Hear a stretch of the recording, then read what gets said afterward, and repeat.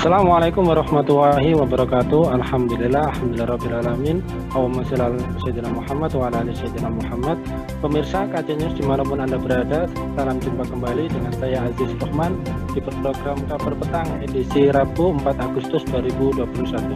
Insya Allah beberapa menit ke depan kami akan menemani Anda mencermati dan menelaah berita paling menarik dan paling populer hari ini bersama narasumber yang kompeten di bidangnya dan tentunya dari sudut pandang Islam.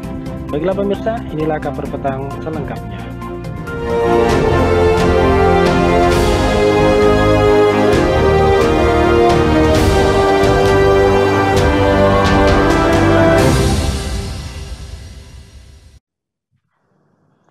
Pemirsa, Tentara Angkatan Darat Indonesia atau TNI AD dan Tentara Amerika Serikat atau US Army akan melakukan latihan perang bersama Garuda Shield 2021 di Pusat Latihan Tempur Batu Raja, Amburawang, dan Makalisung. Latihan ini berlangsung mulai tanggal 4 Agustus hingga 14 Agustus 2021. Dalam keterangan yang tertulis, Kedutaan Besar Amerika Serikat yang diterima di Jakarta, Senin 2 Agustus yang lalu, latihan bersama ini melibatkan 1.000 prajurit Angkatan Darat Amerika Serikat dan 850 prajurit TNI AD. Latihan ini terus memperkuat kemitraan pertahanan utama AS Indonesia serta mendorong kerjasama dalam mendukung kawasan Indo-Pasifik yang bebas dan terbuka. Bunyi keterangan Kedubes AS. Garuda Shield 2021 bertujuan meningkatkan kemampuan interoperabilitas gabungan melalui pelatihan dan pertukaran budaya.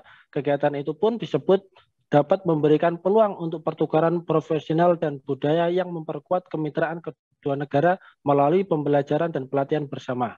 Pelatihan dimulai dengan pertukaran akademik ahli dan pelatihan pengembangan profesional yang fokus pada pelatihan pada tingkat korps dan di bawahnya, memerangi ancaman konvensional, non-konvensional, dan gabungan, serta bantuan kemanusiaan dan bantuan bencana. Nah, pemirsa, apa motif sebenarnya di balik latihan bersama dengan militer Amerika Serikat? Apakah Amerika Serikat ingin meningkatkan hegemoninya di kawasan Asia Pasifik, dan apakah program latihan perang bersama dengan Amerika Serikat ini menguntungkan Indonesia? Untuk membahasnya, kami telah terhubung dengan Direktur Pusat Kajian dan Analisis Data, Bung Slamet Sugianto. Kita sapa dulu beliau. Assalamualaikum warahmatullahi wabarakatuh, Bung Slamet. Waalaikumsalam warahmatullahi wabarakatuh. Ya, gimana ini kabarnya ini, Bung Slamet? Alhamdulillah sehat. Mas Aziz gimana, sehat ya? Alhamdulillah sehat juga ini. Baik, Bung Slamet, terkait dengan pemberitaan ini ya, ini kalau Anda melihat ya, ini apakah ada motif yang sebenarnya ini? Apa ada motif di balik latihan gabungan militer Indonesia dengan Amerika Serikat ini? Dalam kacamata Anda, Bung Slamet? Ya, motif Amerika Serikat bekerja sama dengan Indonesia itu memang patut didudukkan sebagai sebuah motif yang banyak publik sekarang ini mempertanyakan seberapa sebetulnya urgensi latihan militer yang sudah dalam beberapa kali kesempatan latihan militer itu direalisasikan, dilaksanakan. Terutama terkait dengan tidak hanya dalam perspektif militer, tapi juga kita melihat dari perspektif yang lain, misalnya perspektif Polek Sosbud Hankam, ideologi politik, ekonomi, sosial, budaya, pertahanan dan keamanan.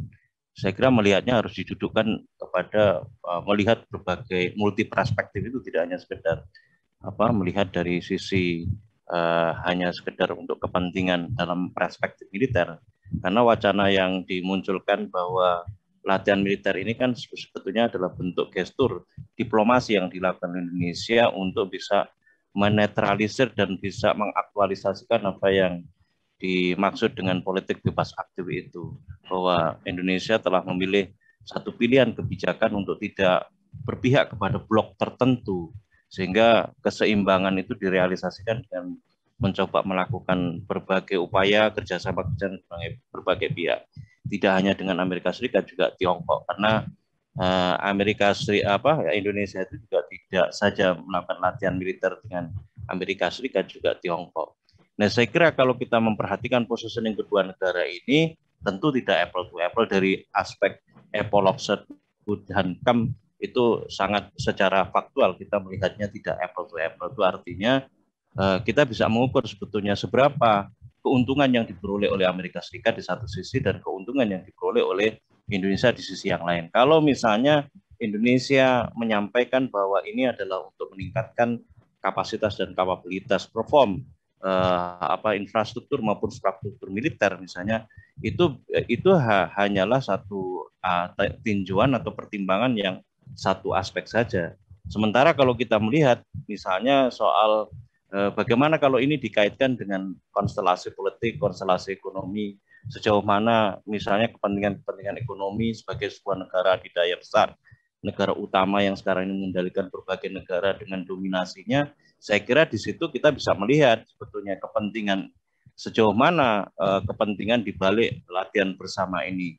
Dan tentu saja sebagai sebuah negara kampium kapitalis liberal, Amerika Serikat sangat mengambil keuntungan besar, terutama di dalam rangka untuk bisa memasarkan teknologi-teknologi militernya yang sekarang harus diakui atau tidak, Amerika Serikat berada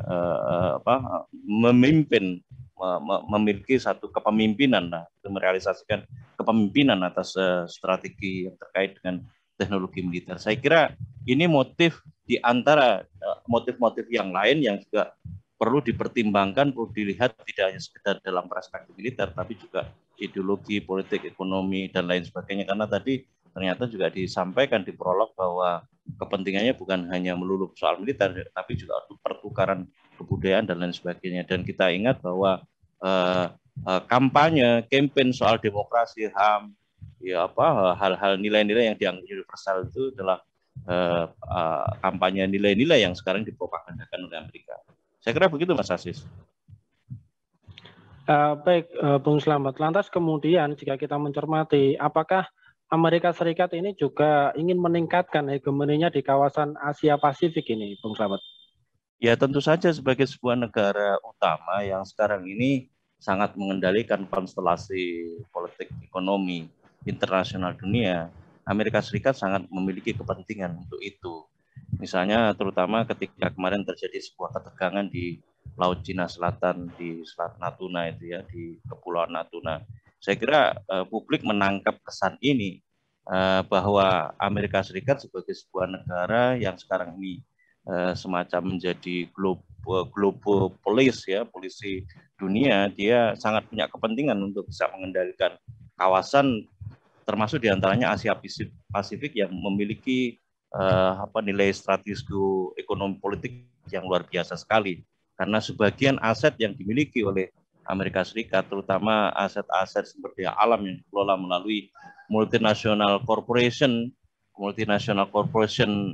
Amerika Serikat itu beroperasi sudah sedemikian jauh, jadi kepentingan hegemoni ekonomi itu harus dipastikan dengan penguatan kepentingan ekonomi politik yang direpresentasikan diantaranya adalah kekuatan militer untuk menjaga kawasan-kawasan Asia Pasifik tetap dalam monitor atau kendali Amerika Serikat. Kalau kemudian ada kesan seolah-olah ini dia melakukan konfrontasi dengan RRC, saya sendiri melihat sampai sekarang belum pernah terjadi konflik bersenjata ya militer antara Amerika Serikat dan RRC. Saya melihatnya ini lebih sebagai sebuah upaya untuk meningkatkan bargaining di antara RRC dan Amerika Serikat yang sama-sama memiliki kepentingan terhadap Asia Pasifik untuk saling bisa memetakan bagian mana yang menjadi bagian yang dikelola dan dieksploitasi oleh RRC dan bagian mana yang di Amerika Serikat. Saya kira penting untuk melihat secara bijak dan melihat realitas latihan bersama itu dari perspektif yang multi perspektif. Artinya seberapa sebetulnya pertanyaan publik berkaitan dengan pilihan keputusan ini menguntungkan secara ekonomi, menguntungkan secara politik, menguntungkan sosial budaya, menguntungkan terutama ideologi. Dan saya kira hal yang sangat mendasar dan sangat dominan, yang sangat menentukan bagaimana sebetulnya keuntungan yang diperoleh itu dari perspektif ideologi, seberapa jauh sebetulnya Indonesia sebagai sebuah mayoritas penduduk Muslim itu memang benar-benar bisa merepresentasikan basis ideologi sesuai dengan aspirasi yang berkembang sebagai sebuah negara mayoritas Muslim terbesar, melihat bagaimana sebetulnya kerjasama diletakkan terutama dengan Amerika Serikat yang yang notabene melakukan berbagai upaya pengendalian baik melalui intervensi secara politik maupun invasi secara militer di berbagai negeri Muslim. Ya, baik Bung Slamet. Lantas kemudian kalau kita mencermati terkait dengan program latihan bersama ini, apakah program latihan perang bersama dengan Amerika Serikat ini menguntungkan Indonesia begitu, Bung Slamet? Ya, ini yang menjadi pertanyaan publik dari banyak pihak ya, dari banyak kalangan. Seberapa sebenarnya urgensi latihan perang bersama ini benar-benar bisa bisa mendapatkan keuntungan dari pihak Indonesia sendiri. Kalau katakanlah misalnya Indonesia dari sisi keuntungan yang diperoleh bisa disebut keuntungannya hanya kecil saja. Gitu. Oke, katakanlah misalnya Indonesia mendapatkan manfaat dari sisi upgrading SDM karena jam terbang latihan bersama. Atau barangkali setelah ini sebagaimana dugaan publik tentang kemungkinan pembelian alat-alat persenjataan yang ada di Amerika Serikat, sebagaimana informasi misalnya soal helikopter dan lain sebagainya itu, termasuk juga soal informasi yang ini juga perlu diverifikasi kevalidannya, misalnya bahwa ini perang latihan bersama ini dibiayai oleh biayanya dari Amerika Serikat, itu pun juga menurut saya juga masih menimbulkan sebuah pertanyaan seberapa sebetulnya keuntungan yang diperoleh Indonesia dengan keberadaan positioning dari sisi politik, ekonomi, dan dari sisi semua aspek tadi ternyata memang tidak apple to apple antara Amerika Serikat dan Indonesia. Dengan kata lain, sebetulnya saya ingin menyampaikan bahwa Amerika Serikat mengambil keuntungan besar bagi militer Amerika Serikat, terutama dalam hal persenjataan. Itu bisa kemungkinan deal-deal soal transaksi jual beli peralatan militer dari yang tidak dimiliki oleh Indonesia itu semakin memungkinkan ini bisa saja terjadi, sehingga saya bisalah dikatakan bahwa sebetulnya formulasi latihan bersama ini lebih mengokohkan kepentingan Amerika Serikat dan memberi keuntungan kecil yang ada di Indonesia, yang sebetulnya ini akan lebih bisa memberikan effort lagi besar Indonesia dengan realitas-realitas yang sekarang ini ada, bagaimana Indonesia ini pada akhirnya sebetulnya bisa merealisasikan satu potensi memiliki keberdayaan untuk lebih kuat lagi merealisasikan militernya begitu, dengan sebuah kemandirian yang dimiliki, potensi yang dimiliki sekarang terhadap sumber-sumber kekayaan alam, dengan merealisasikan pendapatan yang sekira punya nilai strategis untuk menambah daftar pendapatan negara sehingga memiliki keberdayaan lagi untuk bisa merealisasikan sebuah kekuatan militer yang aware lagi. Itu sebetulnya yang menjadi sebuah pertanyaan-pertanyaan publik berkaitan dengan seberapa sebagai keuntungan yang diperoleh oleh Indonesia dalam kaitan latihan bersama militer bersama dengan Amerika Serikat ini, Mas Aziz. Baik, Bung Slamet. Lantas kemudian kalau kita melihat dan mencermati, kan sebagian besar dari kaum muslimin ya, ini kan sebagian besar berada di Indonesia. Nah, kalau kita melihat bagaimana bisa ya militer Indonesia ini ambil bagian dalam latihan militer bersama dengan militer Amerika Serikat, yang ini notabene adalah musuh dari umat Islam. Kita melihat ya bagaimana Amerika menggempur dan menyerang Irak, kemudian Afghanistan, Pakistan ya, dengan dalih perang terhadap terorisme dan membasmi senjata pemusnah massal. Lalu bagaimana bisa? Ini pertanyaannya adalah bagaimana bisa putra-putra terbaik dari umat Islam ini ya, putra-putra militer kaum muslimin ini ikut serta di dalam latihan bersama dengan militer Amerika. Ini kalau menurut Anda ini kalau dilihat dari tinjauan Islam ini bagaimana ini, Bung Slamet? Nah, itulah kemudian kenapa urgent melihat fakta mengenai latihan bersama dengan Amerika Serikat oleh Indonesia sebagai sebuah negara yang mayoritas penduduknya Muslim terbesar di dunia ini harus memang dilihat dari banyak perspektif, banyak pertimbangan, terutama saya kira yang krusial adalah dari perspektif ideologi, gitu, ideologi berkaitan dengan bagaimana meresens apa yang menjadi keyakinan terbesar ya yang menjadi mayoritas yang ada di negeri kita ini Indonesia sebagai seorang muslim.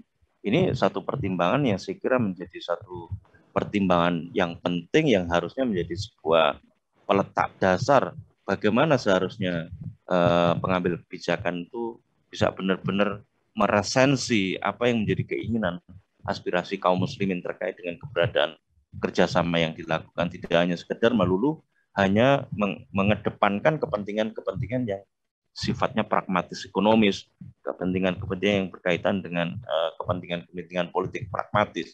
Dan kita tahu kan bahwa dominasi militer Amerika Serikat di berbagai negeri-negeri Muslim itu kan atas nama war on terrorisme sudah sedemikian jauh mengkooptasi ya, sudah sedemikian jauh masif.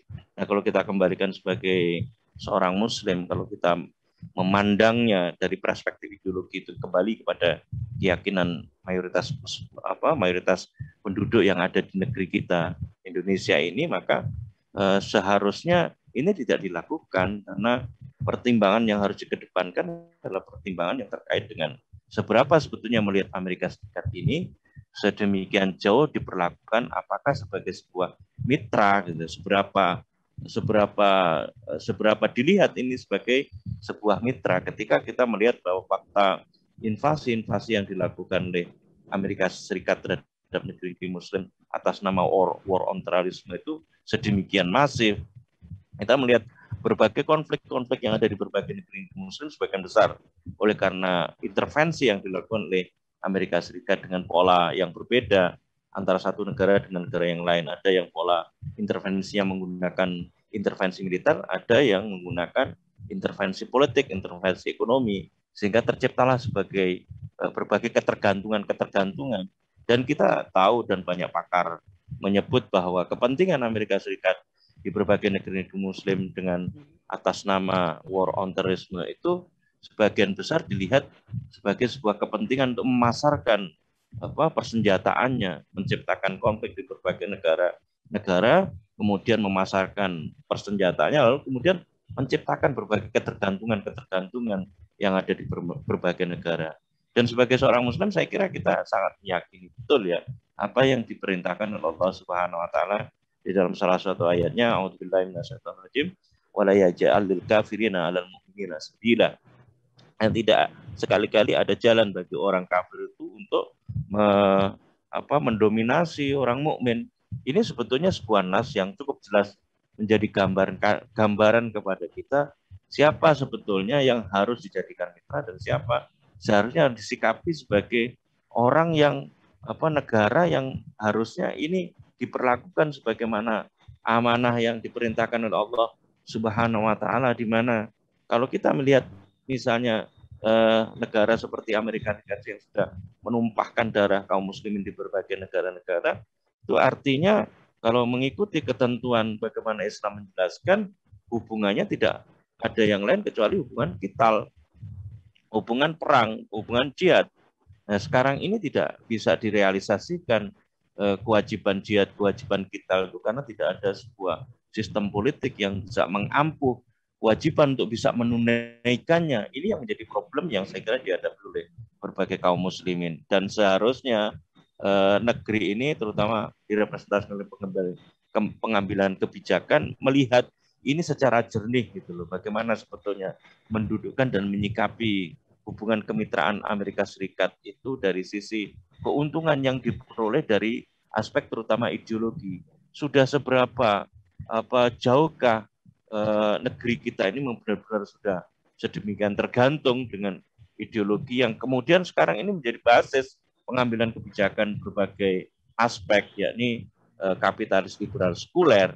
Ini kan juga sebuah hasil dari kampanye yang dipropagandakan oleh Amerika Serikat, terutama ya Amerika Serikat juga yang kemudian mengkomandoi negeri-negeri barat sedemikian rupa, kemudian menciptakan pengaruh pada negeri Muslim. Saya kira itu yang penting untuk kita jadikan perenungan dan pastinya ini dilihat sebagai masukan bagi para pengambil kebijakan untuk bisa benar-benar merealisasikan keberdayaan, kekuatan apapun, termasuk di dalamnya adalah kekuatan militer, di atas basis ideologi yang menjadi ideologi yang dimiliki oleh bangsanya ini, yakni Islam tentunya sebagai mayoritas Muslim terbesar di dunia. Saya kira begitu, Mas Aziz. Ya, baik Bung Slamet. Untuk yang terakhir ini, Bung.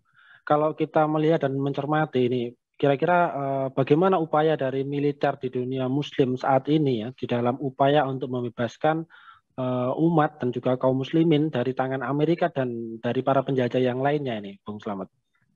Ini memang persoalan diplomatik antar berbagai negara, buah hasil dari pilihan negeri-negeri Muslim mengambil nation state itu.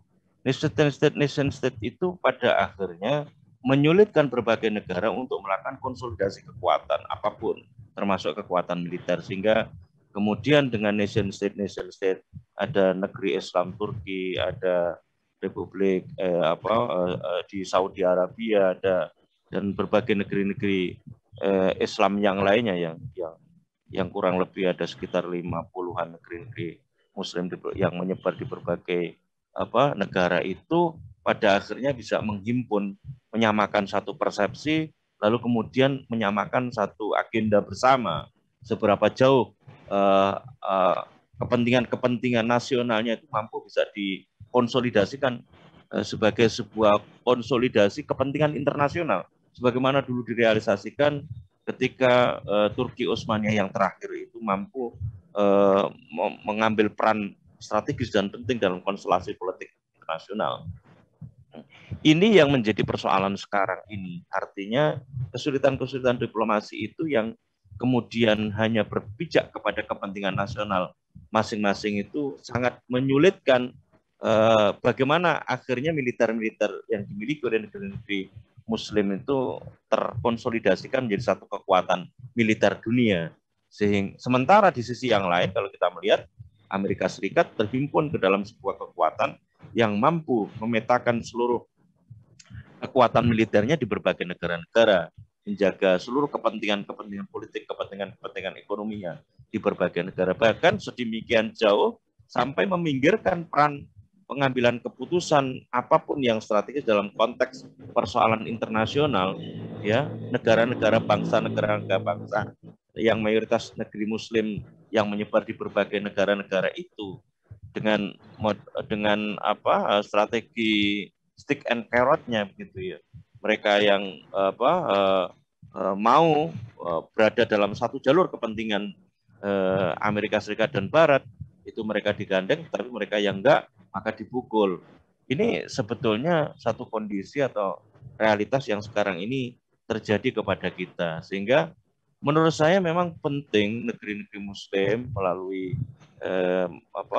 bangsanya ya, melalui umatnya yang menyebar di berbagai negara umat Muslim itu mendorong kepada pengambil kebijakan sekarang di berbagai negeri Muslim agar sadar bahwa sebetulnya kalau mau menghimpun kekuatan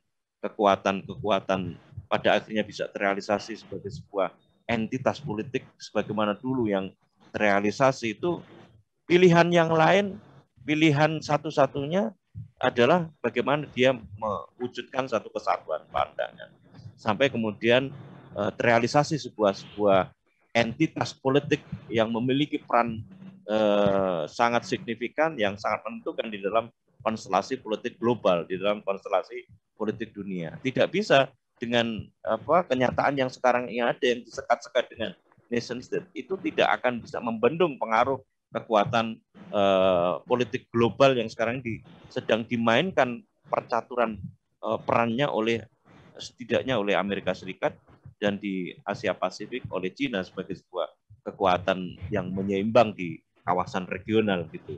Sehingga ini sebetulnya menjadi PR bersama.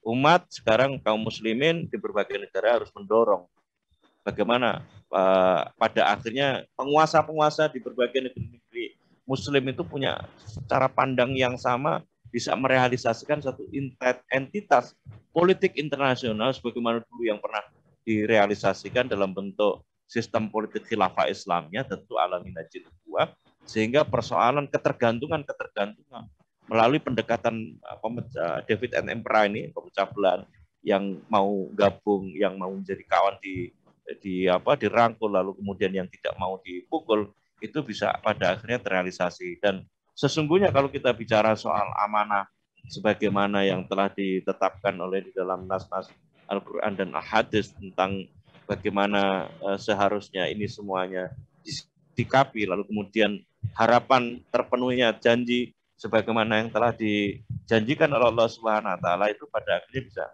terrealisasi dengan kemenangan yang pada akhirnya bisa diraih oleh kaum muslimin yang direpresentasikan oleh hadirnya sebuah entitas politik internasional yang namanya Khilafah Islamiyah ala Minhajin Nubuwah. Saya kira ini pangkal persoalan yang sekarang ini kita hadapi, sehingga kaum muslimin itu sekarang menjadi tercerai-berai sesuai dengan basis kepentingan nasionalnya masing-masing. Mas Aziz. Baik, luar biasa. Terima kasih Bung Slamet atas pencerahannya ya, dan juga terima kasih atas kesempatan waktunya bisa hadir di Kabar Petang pada edisi kali ini. Semoga Sama-sama. Anda beserta keluarga senantiasa sehat selalu dalam lindungan Allah Subhanahu wa taala. Amin, amin, amin.